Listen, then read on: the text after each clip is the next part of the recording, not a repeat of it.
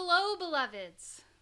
Hello, beloveds. Thank you for joining me today. My name is Unicole Unicron. I am a pop star cult leader, if that wasn't obvious enough. Today we're going to be talking about ritual and liminal. I got my little notebook here. I lose these all the time. Good thing I have 100 of them. I just started a new one. We're going to talk about ritual and liminal, and I think this is a super interesting topic. I was inspired by a creator on TikTok called Aquarian Music Witch, and we're going to watch her video, but she's extra smart.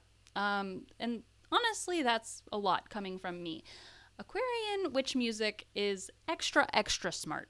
And so the way that she describes things is a little complex. So I'm going to give you a UNICULT background on these concepts that you can then take into this video that we're going to watch. And we're going to think about the ritual and liminal. Why are we talking about this right now? Tonight is the blood moon, the flower blood moon eclipse, lunar eclipse. At the end of this particular eclipse season, where we have cryptocurrency crashing, the housing market going insane, we've got shootings, we've got miracles happening in people's lives left and right. We've got expansion of resources happening in people's lives at the same time as the oceans are rising and houses are getting swept into sea. And whoa, we're really feeling it, right? So this is a very pivotal time for us, a very pivotal moment for us to align our energy, to let go of things that don't serve us, and to acknowledge the role of ritual and liminal. We're also going to talk about masculine and feminine under the divine masculine and the divine feminine understandings, why I don't really like those words, and how we can think of it in the future. So there's a lot to cover here. It's going to be a really good sermon. I would definitely take some notes today if you're interested in these things. So in UNICULT, we have a chapter in Fundamentals of UNICULT on rituals. And the way that we describe rituals in UNICULT is as a repetitive action that is done with intention. So brushing your teeth every day isn't necessarily a ritual unless you add an intention to it. When I brush my teeth, I think of tooth health, and I meditate on the strength and brilliance of my teeth and of my gums and the health of my mouth so that I can live a very long life with very healthy teeth. That then becomes a ritual. Another ritual is waking up. What intention do you have when you wake up in the morning? Are you thinking, and is your ritual to snooze your alarm over and over again with dismay? Or is your ritual to take a deep breath in, take a deep breath out, say, what a great day it is to be alive on planet Earth, drink a bunch of water, stretch, and do your prayers? That is a ritual that will absolutely set the tone for your day and create an energetic imprint for the future as you play out in time.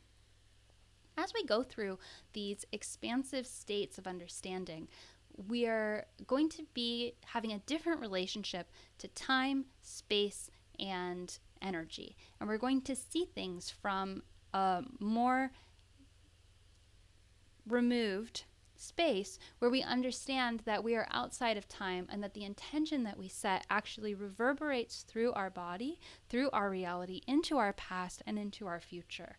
And we actually have the ability to change everything about our lives from this moment into our past, into our future, and most importantly, in this present moment. All of these negative vibrations, negative feelings, negative states that we're in, we can actually eliminate through different practices of ritual and utilizing the liminal. So ritual is a pretty simple concept. It's something that we do to change our state, to do with intention, with a goal in mind. It's an action that we do with a goal in mind. Simple as that. What is the liminal? The liminal is the in-between space. Some examples of liminal are the space between waking and sleeping. That's a conscious liminal space. The twilight of dawn or dusk. That is a liminal space. It's not quite day, it's not quite night. Spring and autumn are liminal seasons, I feel. The threshold between a doorway, the space that's in between rooms. I spend a lot of time standing in the threshold of my doorways, just leaning on the doorway thinking. And I like this example because it's a very physical liminal space, but there's some really interesting studies that have been done where we actually forget what we're thinking about when we enter a threshold, when we enter another doorway. When we walk into another room, oftentimes our minds are wiped. And then have you ever noticed that you'll be in one room, you'll walk into another, you'll forget why you went into that room, so you'll have to go back into the room that you were in order to remember why you went into the other room. This is a very common phenomenon. A shower is a great example of the liminal. You're not quite dirty, you're not quite clean. It's a point where you're usually, if you have a shower in the morning, you're about to start your day, where you're waking up, but you haven't yet started working. This space of the liminal is a space of absolute potential. It's a space of fairyland, which I was looking for my book on fairyland. There's a book, I think, by Ted Andrews, I think his name is. I don't know where my book is. It's gone. But he explains the liminal. This is where I get most of my understandings from the liminal. He explains that fairyland is actually in the liminal space. And he recommends that after a rain or after the snow has melted and you see these puddles of water on the ground, gaze into the reflection of these puddles and you will be gazing directly into fairyland. This is a natural mirror, and it mirrors the energy into the liminal space, which is reflected in the actual water of the puddle. Fairyland is a space that we often call the fifth dimension. It's a space where these beings of a higher vibration, or higher is maybe not the right word, but these beings of other vibrations, of other dimensions, are allowed to exist in the same physical space as us, but not the same vibratory space as us. So why do threshold realities allow us to see into other dimensional realities? Why do threshold realities wipe our minds? What is the power of the liminal, of the threshold reality?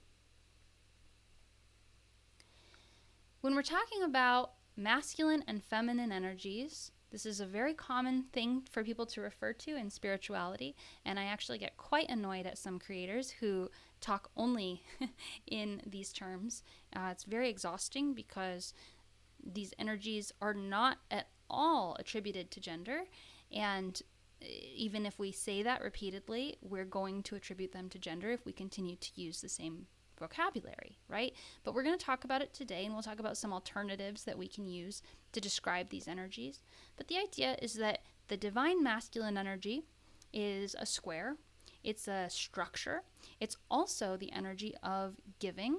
It's the energy of going out. I think of it like needing to go explore unexplored spaces, needing to send a dick-shaped rocket into the space of the unknown, having a penis and putting it into a vagina, right? Like, these ideas of the divine masculine come from our historical relationship to sex and gender. And I really do hope that we start to change this idea. What is the role of gender in the third dimension and the fifth dimension? And what is the role of divine energies in the role of the third dimension and the fifth dimension? Okay, we're getting a little swirly here, but let's go full swirl.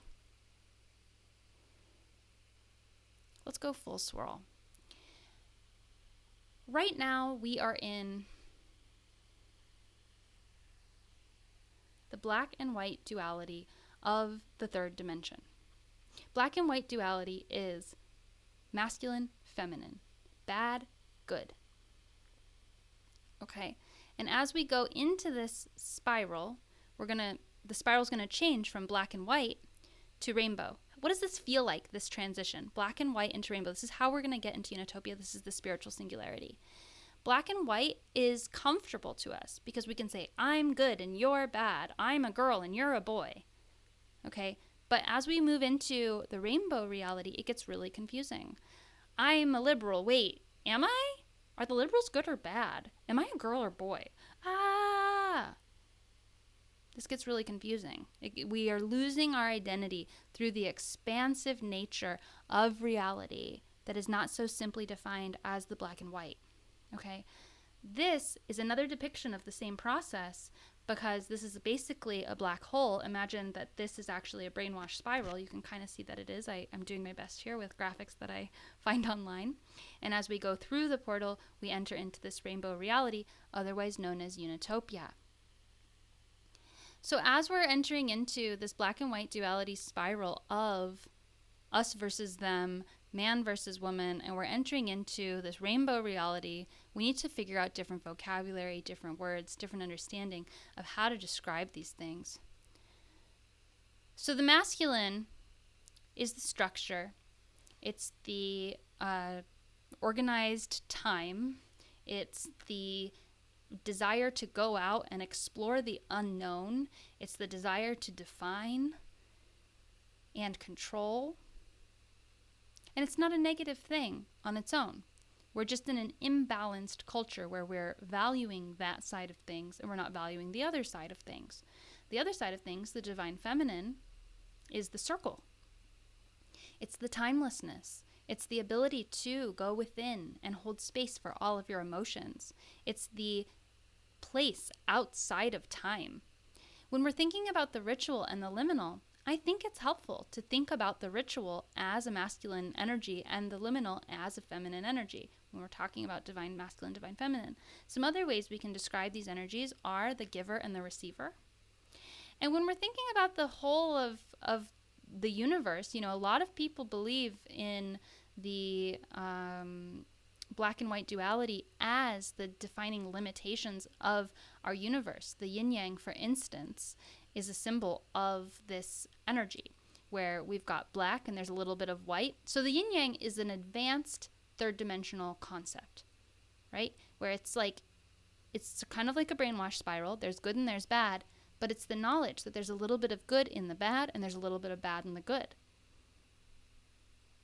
Is the yin yang concept the ultimately the best thing for us to think about and believe in? I don't think so. I think we can actually push that concept a little bit further and add a rainbow into the black and white. So the rainbow can either be perceived as exploding from between the black and white, or it can be in the actual circles. Each thing has the infinite rainbow reality, or it can be seen as coming out from the rainbow, or from the yin yang, which I saw in on an Instagram post that I shared on my stories the other day. There's a lot of ways to conceptualize of these concepts.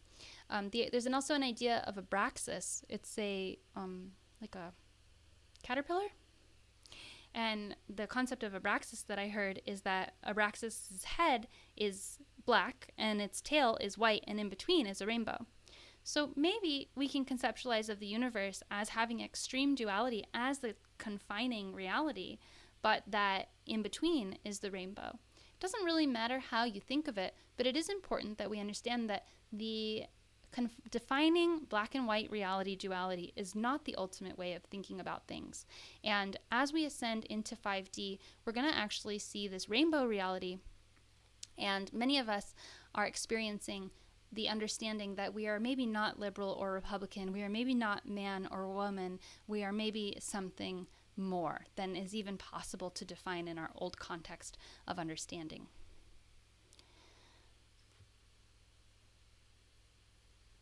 We'll watch this video in a second. The power of the liminal. Why is the liminal so powerful? Why is the liminal so powerful? Think about this for a minute. This idea of walking into another room, having your mind wipe. When you wake up in the morning, you feel like a different person. You feel like you stepped into a different reality. If you've been following UNICULT for a while, you know that we use this space before we fall asleep and when we wake up to transfer our consciousness into the highest possible timeline. So when we transfer our consciousness into the highest possible timeline, we are using the space of before sleeping and when we wake up, the threshold reality, the liminal space between waking and sleeping, to set our intention to quantum shift. Intention, like we just covered, is connected to ritual. So we're using the liminal space, we're using ritual within the liminal space, intention, and a repeated practice of I intend to wake up in the highest possible timeline. I am now in the highest possible timeline. That is a ritual. We're using that ritual in the liminal of the waking and sleeping space to create a quantum shift. In the liminal space, The undefined space of reality is a quantum space. It's the space where anything is possible. It's the space where miracles can occur. So think about in your life, where are these liminal spaces that you can apply ritual to give them a little bit of structure? And I think this is where we get into magic and the alchemizing of the masculine and feminine energies. The energy of the subliminal, the liminal, the feminine, divine feminine energies of receiving, of all encompassing, of the quantum anything, and then the structure of the masculine principle of the ritual combined creates the alchemicalized reality of the magician, of the angel androgyne. Let's watch this video. I have a song stuck in my head. It's so good. Hang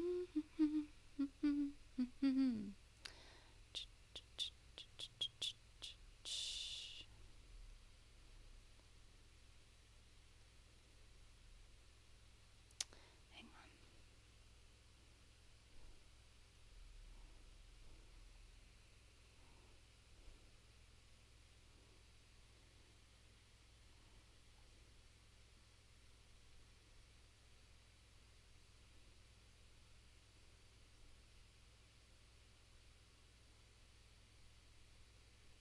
Bad.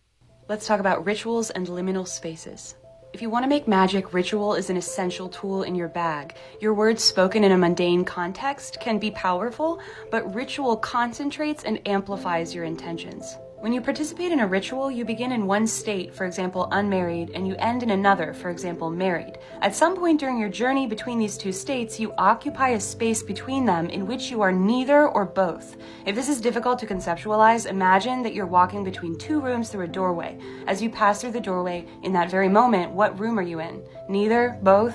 We call this liminal space. Liminal space can also exist outside of the course of a ritual. You pass through some liminal space as you're formed in your mother's womb, or between waking and dreaming, or on the journey home from work. Liminal spaces are spaces of becoming that cross in between the boundaries of seemingly binary states of being. They are the spaces in between. I've talked before on my channel about Jacques Lacan's conception of psychology, where a child is born into a prelingual, pre-thought reality called the real before being introduced to our system of language and the law. And that system of language and law, which Lacan calls the symbolic order, is paternalistic and reproduces norms by punishing anything that falls outside of them. When you come into existence, you don't realize at first that you're a different thing from your mother. You don't have language, so you don't have thought. You exist only within a boundless field of energy within the real. But then you journey into the symbolic order, and once you've made that journey, once you have your ego, you can't go back. Or can you? Building on Lacan's theory, Julia Kristeva explains that when we subsequently encounter evidence of the real, moments that cross rational boundaries and disturb our sense of order and identity, we react with abjection. Abject encounters cause meaning to collapse when the encounter proves unassimilable in our symbolic order. Except, some of us live in those spaces, or at least visit them often. On one level, femininity itself relates closely to the abject because of the specific nature of the process of separation between child and mother during the mirror stage. But even beyond this fundamental correspondence, especially in our postmodern society, especially as representation of differing identities and viewpoints is improved, supposedly abject spaces seem comfortable for an ever wider audience. The abject is bleeding into the symbolic order and becoming comfortable, comforting. The symbolic order is losing its grip. Our language is binary, and so the spaces in between those binaries, and between all binaries, hover near the borders of the symbolic order within reach of the elusive real. In terms of energy, these in-between spaces are sites of transcendent power, a power that pulses at the same tempo as our collective unconscious. Ritual is powerful because it passes through liminal space, placing you up against these sites of power and providing you with concentrated access to them. This is also why you have more direct access to this power when you occupy a liminal social position. Let's talk about rituals and liminal spaces. If you want to make magic, ritual.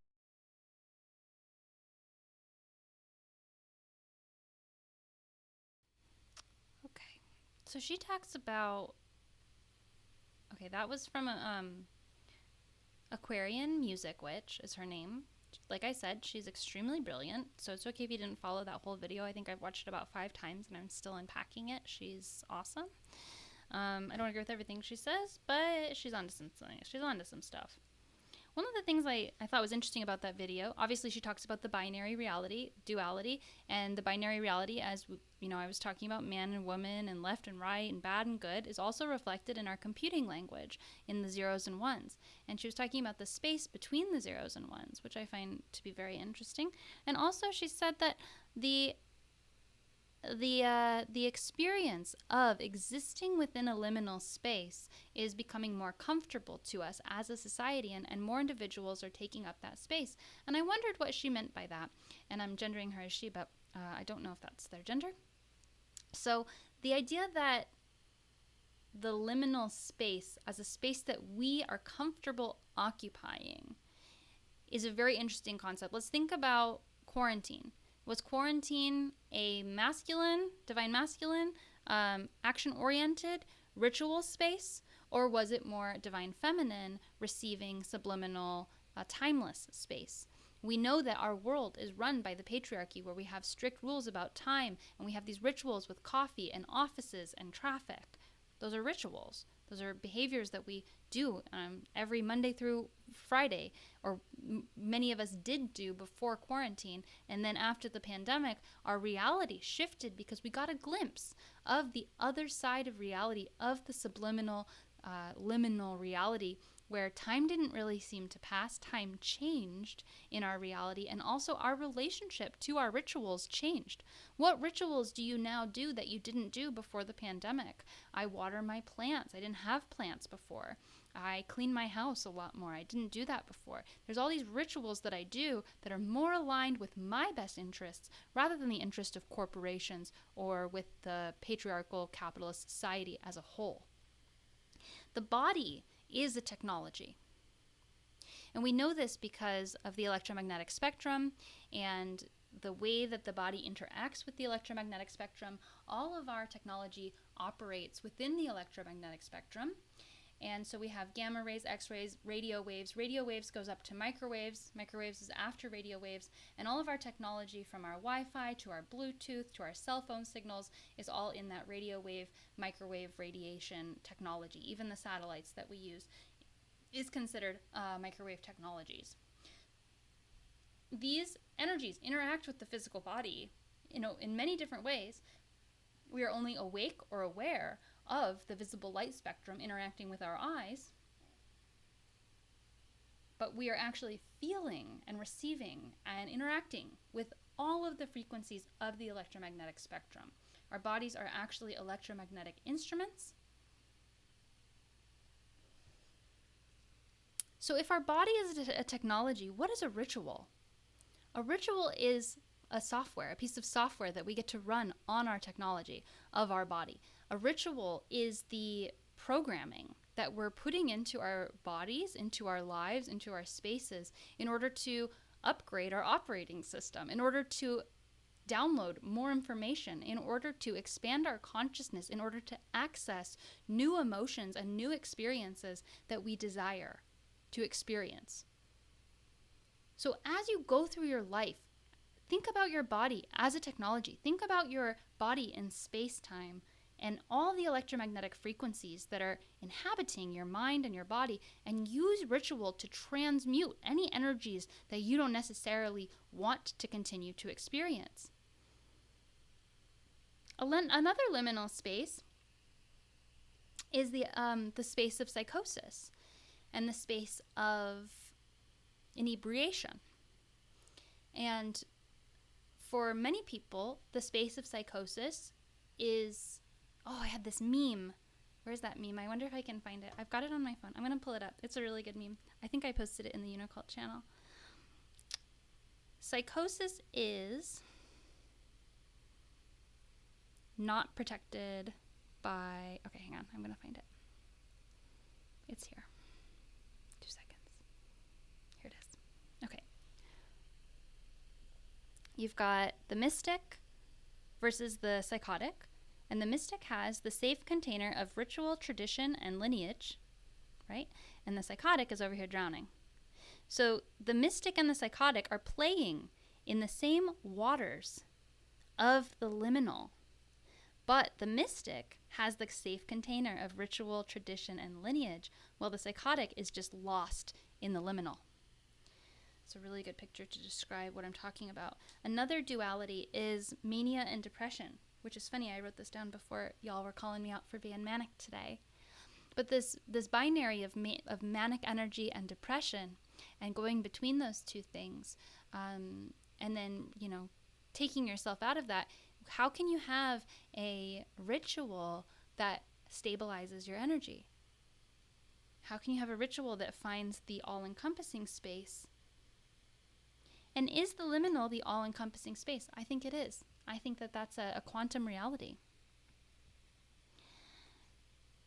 So go ahead and take your time thinking about these things. Take your time really feeling into what it means to be in a liminal space. Find those liminal spaces in your life and think about how you can apply ritual to those energies to structure them a little bit and give honor to them while setting your intention in order to push through to whatever reality you want. Remember, the liminal is your connection to the quantum space. The quantum space is the limitless potential. It is the zero field. It is the space where all things are concurrently true. If you go watch the movie Everything, what is it called? Everything, Everywhere, All at Once, I think it's called.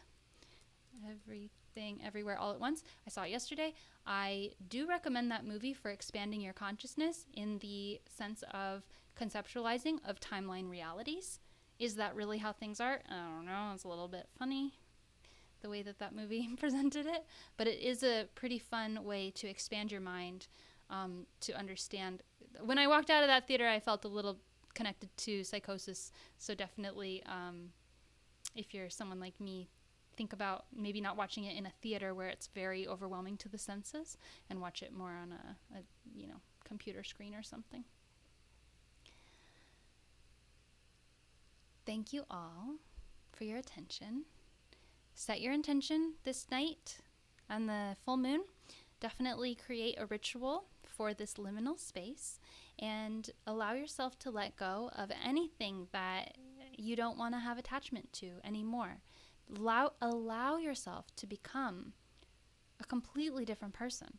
Allow yourself to have a completely different life.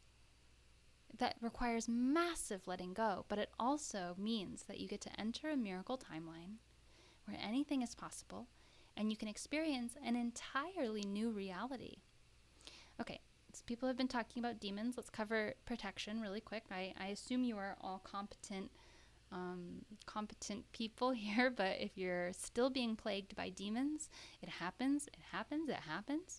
If you feel negative energy, if you feel very depressed, you feel like nothing is like life isn't worth living, you have cyclical negative thoughts, you are probably being attacked by demons.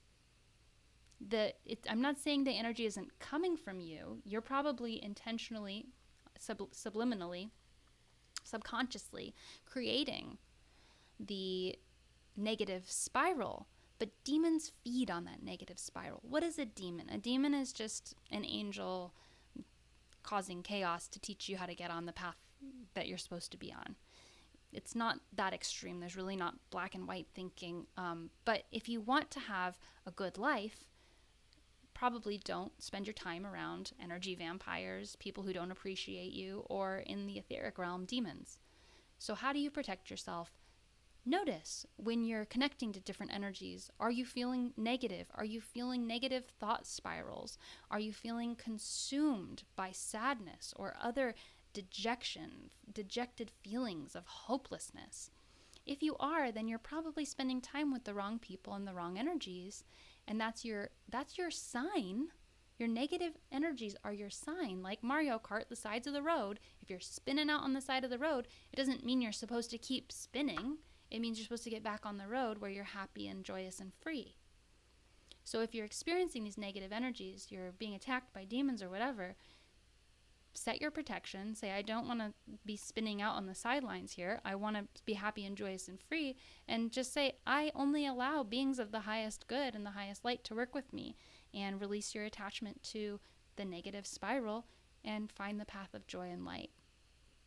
Demons cannot reach you if you're in a high vibration. Negative people can't touch you if you're on the highest timeline. It doesn't exist, because you might interact, but what's going to happen? It's just going to benefit you. Every interaction in the miracle timeline is going to benefit you if you're in a state of gratitude and receiving gifts from the universe. And you release all control of how your life is supposed to go. You have to release everything. You have to release your attachment to everything, because I'm sorry, but we're little dum-dums. Be God's bimbo. Be God's bitch. You got to empty your brain.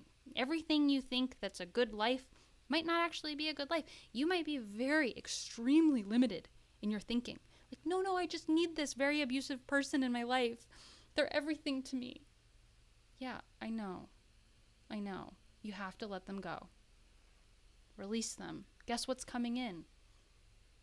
Someone who actually appreciates you. Someone who actually meets you at your level. Someone who actually supports you and makes you feel safe and doesn't cause you to enter negative thought spirals. True love. Oh, but I have to hold on to this little job because it's the only thing I know and I'm never going to get another job again. Let go of your attachment to that. Let go of your fear. What's coming in? True abundance. Actually being valued for who you are.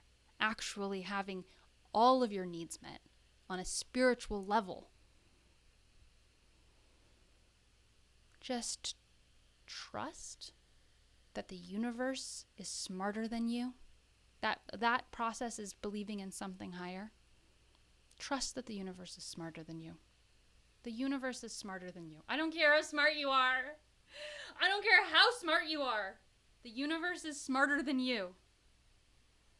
And the only way to access that level of intelligence is to act like a dum-dum and realize you're a dum-dum and be God's bimbo.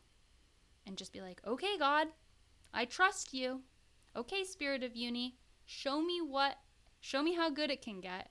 Show me the blessings that are meant for me. Show me what I can do to expand to my fullest self. All things are delusional. All things are delusional.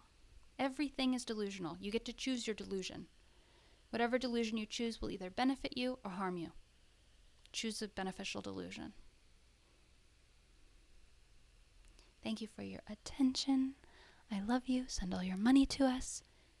Come to the retreat. Meditate, drink water, and say thank you to everything in your life. Every person, every piece of furniture, every blade of grass. Say thank you today. Uni bless.